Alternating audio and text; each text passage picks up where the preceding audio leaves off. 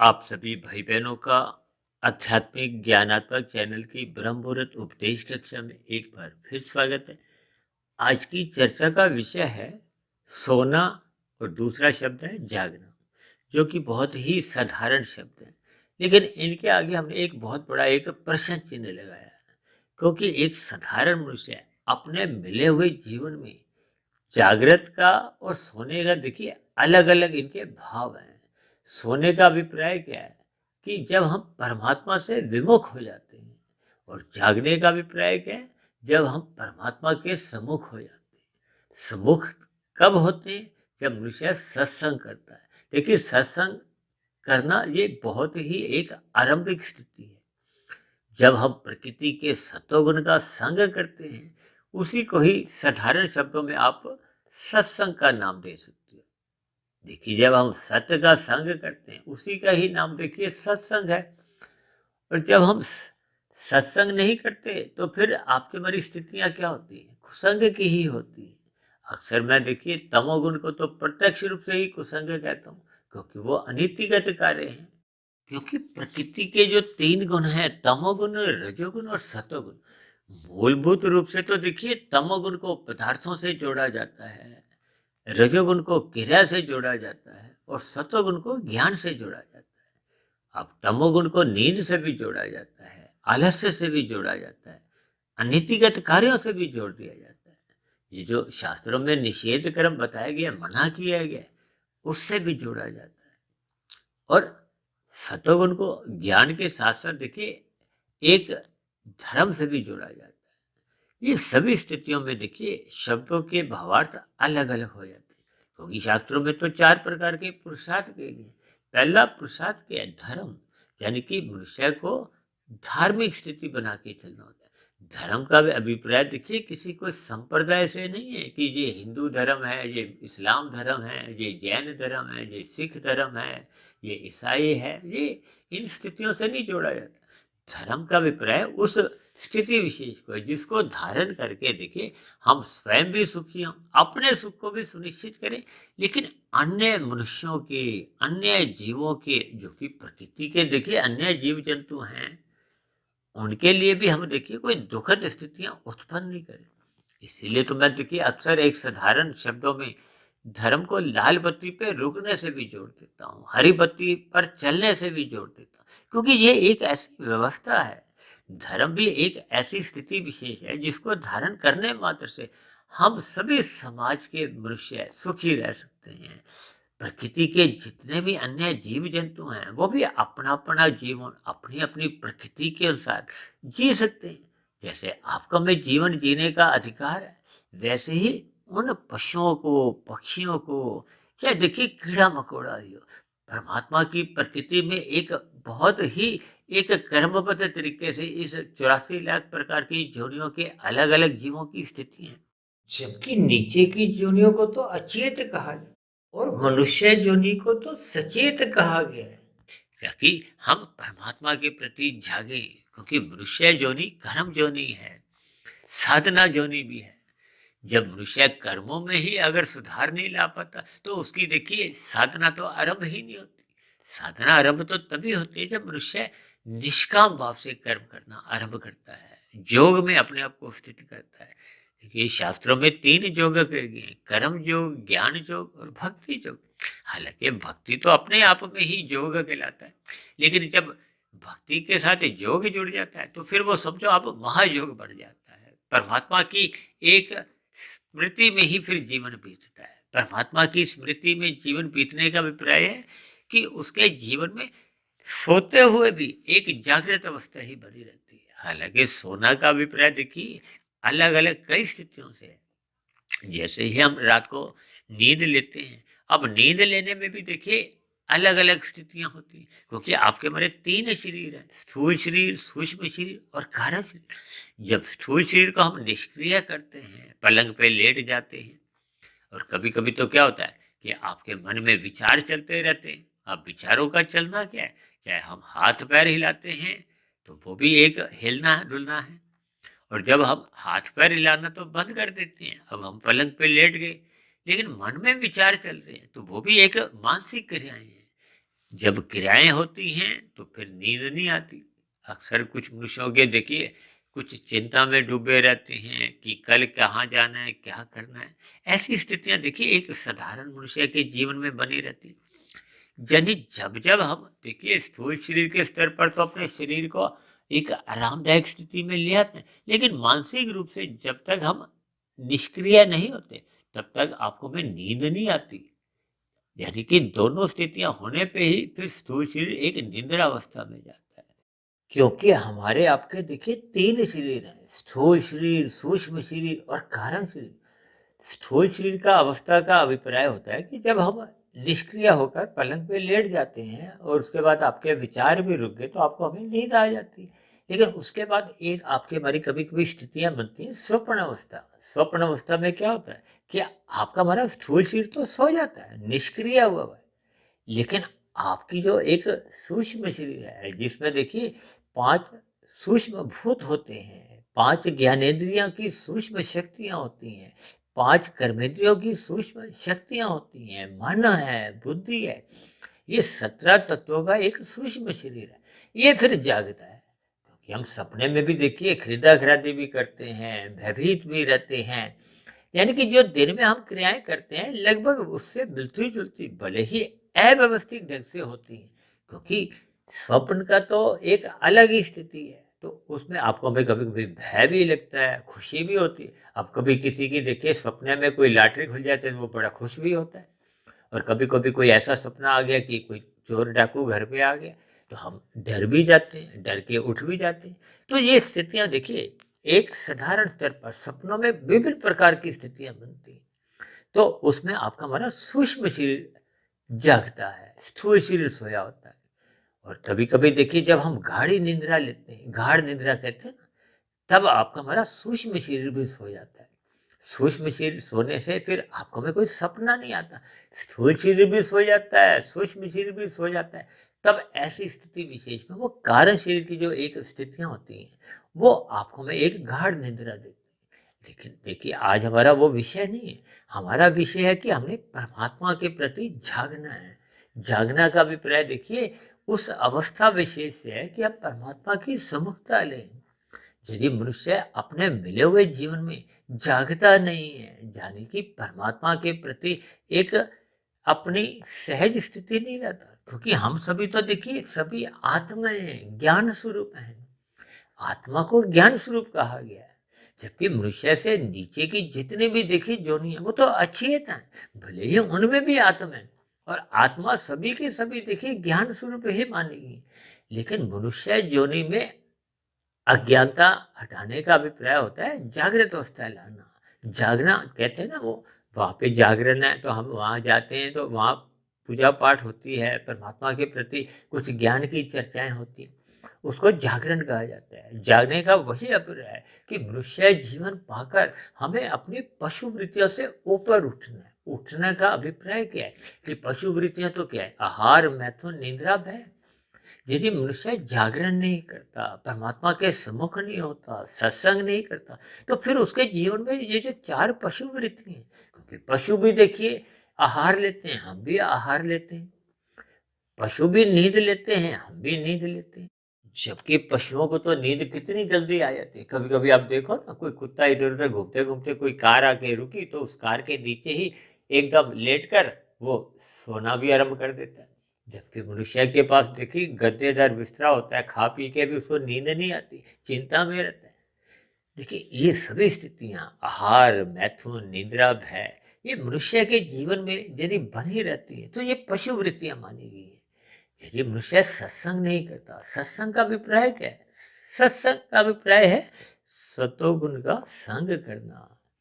ये जो कर्म कांड आपके हमारे जीवन में समय समय पे कुछ त्योहार आते हैं, विभिन्न प्रकार के हम सात्विक स्थितियों से गुजरते हैं। अब जैसे हर 6 महीने बाद नवरात्रों की स्थितियां आती हैं, तो ये सभी स्थितियां, कर्म कांड या जितने भी कथा कहानी सत्संग की स्थितियां हैं, ये हमें परमात्मा से जोड़ने के लिए, जोड़ने का अभिप्राय जागने से है, ताकि हम अपने मिले हुए जीवन में जागें, परमात्मा को जाने। जब तक हम परमात्मा को जानेंगे नहीं, समझेंगे नहीं, अपनी आत्मा की मूल स्थिति में नहीं लौटेंगे, तब तक तो आपका हमारा जीवन यूं ही स्थूल शरीर के स्तर पर ही जी स्थूल शरीर के स्तर पर जीवन जीने का अभिप्राय है कि हम अपने आप को स्थूल शरीर ही समझते हैं। हम अपने आप को आत्मा समझते ही नहीं। जब तक हम अपने आप को एक चेतन स्वरूप आत्मा नहीं समझते, तो फिर आपका हमारा परमात्मा के प्रति कोई एक विशेष रुचि जागृत नहीं होती। जब रुचि नहीं जागती, तो फिर आपका हमारा सत्संग भले ही होता हुआ दिखाई देता है, उसमें श्रद्धा नहीं होती। श्रद्धा का अभिप्राय कोई एक विशेष लगाव कहो, रुचि कहो, वो बनती नहीं है। अक्सर मनुष्य देखिए कितने ही हैं जो हर रोज इन वीडियो को भी सुनते हैं, लेकिन फिर भी उनको परमात्मा का कोई ज्ञान विज्ञान सही सही समझ नहीं आता। क्योंकि आपकी हमारी दिनचर्या जब तक एक व्यवस्थित नहीं होती, अनुशासित नहीं होती, उसमें सत्वगुण की प्रधानता नहीं होती, तब तक आपका हमें लिया गया ज्ञान अपना प्रभाव नहीं दिखाता। कहते हैं ना, ज्ञान जब तक टिकता नहीं है, टिकना कहाँ है उसने? कारण शरीर में, मन बुद्धि में। देखिए, कारण शरीर में आपका हमारा कर्माशय और संस्कार, ये दोनों की स्थितियां बनती है। हम स्थूल शरीर के स्तर पर जब जब कोई कर्म करते हैं, उसका कर्माशय बनता है, क्योंकि मनुष्य जोनि कर्म जोनि है।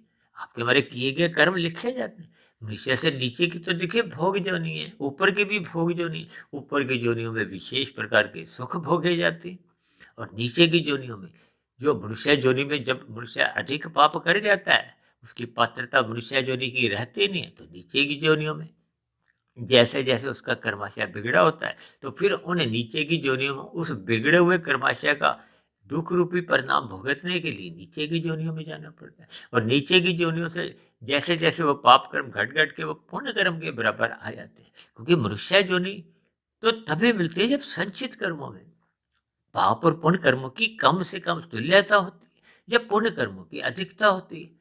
पुण्य कर्मों की अधिकता भी होती है और मनुष्य जोनि में ही आने की इच्छा होती है, तो फिर पुनः मनुष्य जोनि मिल जाती है। अब नीचे की जोनि में जब मनुष्य एक बाध्यावश होकर जन्म लेता है, यानी नीचे की जोनियों में वो जो अतिरिक्त पाप कर्म है, वो भोग भोग के, दुख भोग के जब वो पुण्य कर्मों की बराबरी में आते हैं। अब उदाहरण के लिए किसी के 70% पाप कर्म थे, 30% पुण्य कर्म थे।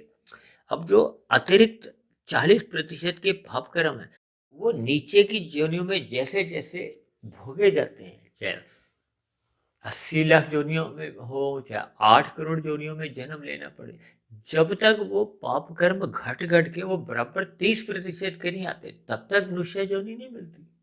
इसलिए तो बार बार कहा जाता है कि मिले हुए जीवन के महत्व को मनुष्य को समझना चाहिए, और मनुष्य को जहाँ तक संभव हो अपनी जागृत अवस्था को बढ़ाए। क्योंकि दिन में तो देखिए सभी के पास ही 24 घंटे हैं।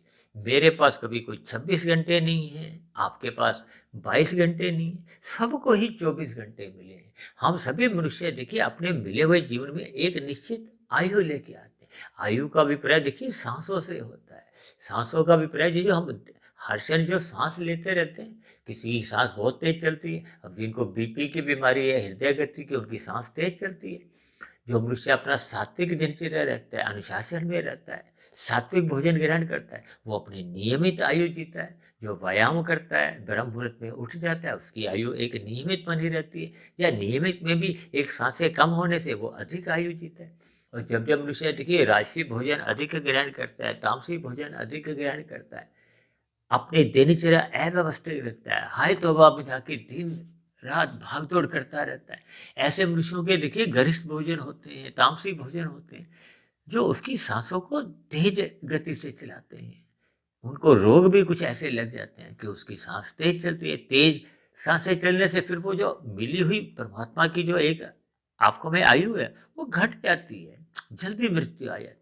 जल्दी मृत्यु आने का अभिप्राय क्या है? कि आपको हमें साधना करने का कम अवसर मिल सके। इसलिए तो बार बार कहा जाता है कि अपनी नींद भी सात्विक रखो। सात्विक नींद का अभिप्राय है कि 4, 5, 6 घंटे तक की यदि हम नींद लेकर तरोताजा उठ जाते हैं, तब ऐसी स्थिति विशेष में आपके हमारे पास फिर कार्य करने के अधिक घंटे होते हैं।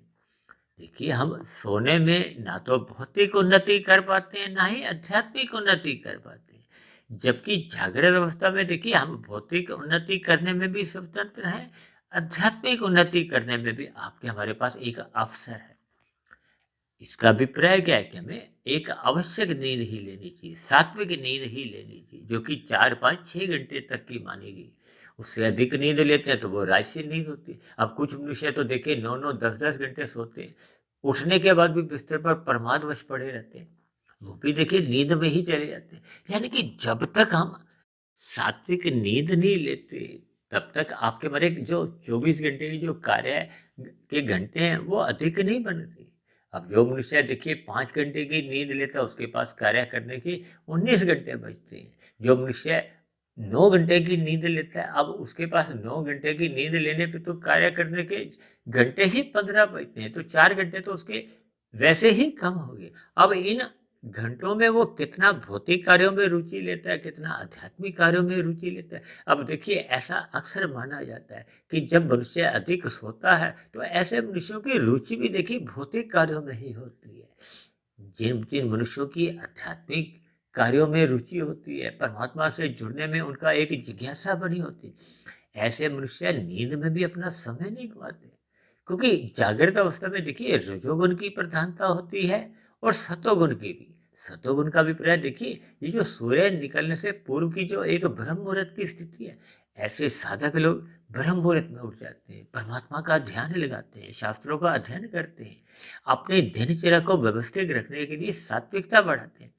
जब जब आपकी सात्विकता मजबूत होने लगती है, यानी कि आपका हमारा जागृत अवस्था मजबूत स्थिति में होने लगती है, तो फिर आपका हमारा दिन में जब रजोगुण की स्थितियां होती हैं तो आपके हमारे विषय भोग भी एक मर्यादा में रहते हैं। स्थूल शरीर की आवश्यकता की एक मर्यादा में रहने से फिर मनुष्य का पाप कर्मों में भी एक रुझान नहीं होता। रुझान किनका होता है? जब मनुष्य के विषय भोग बिगड़ जाते हैं। अमर्यादित विषय भोगी मनुष्य को तमोगुण में गिराते हैं। उन विषय भोगों की प्राप्ति के लिए वो विभिन्न प्रकार के छल कपट ठगी हेरा फेरी अनीतिगत कार्य करने लगता है। अनीतिगत कार्य करने से तो उसका फिर पाप कर्मों का कर्माशय बढ़ता है।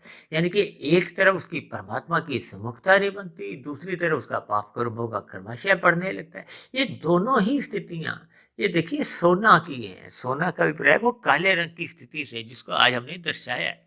यानी कि उसका तमोगुण बढ़ता है, अज्ञानता बढ़ती है, अंधकार में स्थितियां रहती हैं, अचेत की स्थितियां रहती हैं।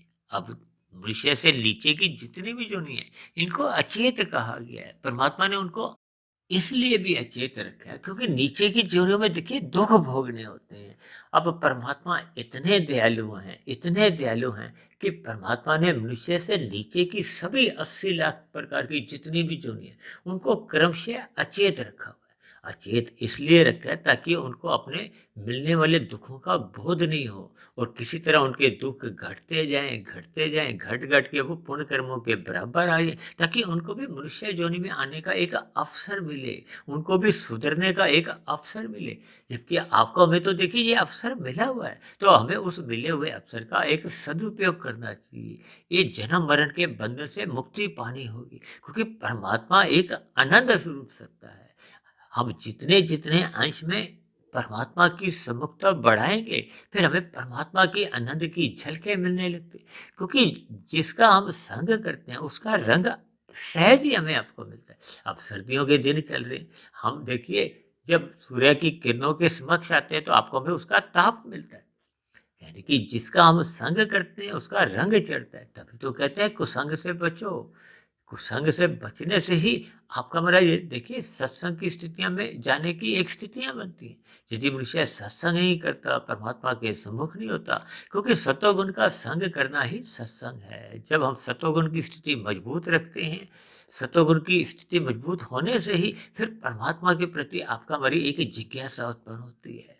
परमात्मा की तरफ जिज्ञासा उत्पन्न होने से ही फिर वो आपकी हमारी एक आध्यात्मिक यात्रा आरंभ होती है। तब ऐसी स्थिति विशेष में आपके प्रकृति के विषय भोगों को सुख भोगने में कोई रुचि नहीं रहती।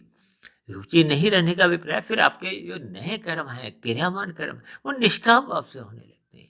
यानी कि हम कर्म योग में स्थित हो जाते हैं। कर्म योग में जब मनुष्य स्थित हो जाता है तब ऐसी स्थिति विशेष में उसकी देखिए पाप कर्मों में तो एक होने का प्रश्न ही नहीं उठता, क्योंकि वो काम भाव से रजोगुण में रहता हुआ ही कर्म नहीं करता। वो सतोगुण में रहता हुआ ही जो विशेष प्रकार के पुण्य कर्म करता है उसमें भी उसकी सकामता समाप्त और निष्कामता आ जाती है, क्योंकि कर्म किया जाता है योग की स्थिति में। योग है आत्मा और परमात्मा की एक सुमुखता का।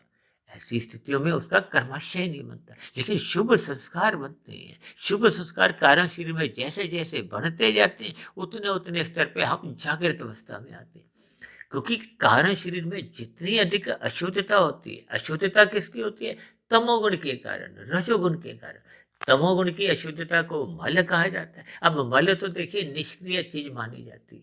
अब जबकि रजोगुण के आवरण को मल नहीं कह के एक विक्षेप कहा जाता है, क्योंकि विक्षेप का अभिप्राय होता है जब चंचलता होती है, विषय भोगों में ही रुचि होती है। एक विषय भोगा, दूसरा भोगा, फिर तीसरा, फिर चौथा, यानी कि जब मनुष्य की रुचि बार बार विषय भोगों में ही छलांगे लगाती है, परमात्मा की ओर वो एकाग्र स्थिति में ध्यान लगाता ही नहीं, तब ऐसी स्थिति में वो रजोगुण भी एक सतोगुण का एक बाधक माना जाता है। इसलिए रजोगुण और तमोगुण दोनों ही स्थितियां ये आपके हमारे कारण शरीर को अशुद्ध करते हैं।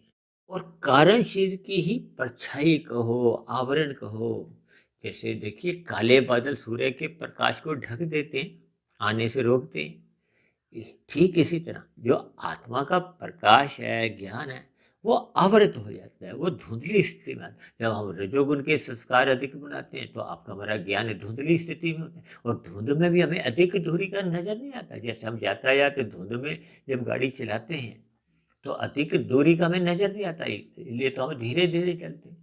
और जब धुंध छट जाती, धुंध कब छटती है या अंधकार कब दूर होता है? जब सूर्य का प्रकाश आता है। अब सूर्य का प्रकाश को देखिए सत्वगुण से आप जोड़ो, यानी कि जब जब आपका हमारा सत्वगुण बढ़ता है तो आपके हमारे भ्रम भी दूर होते हैं, आपकी हमारी अज्ञानता भी दूर होती है। इसलिए बार बार कहा जाता है कि मनुष्य जीवन पाकर हमें विशुद्ध सत्वगुणी सत्ता यानी कि परमात्मा से एक संबंध जोड़ना है।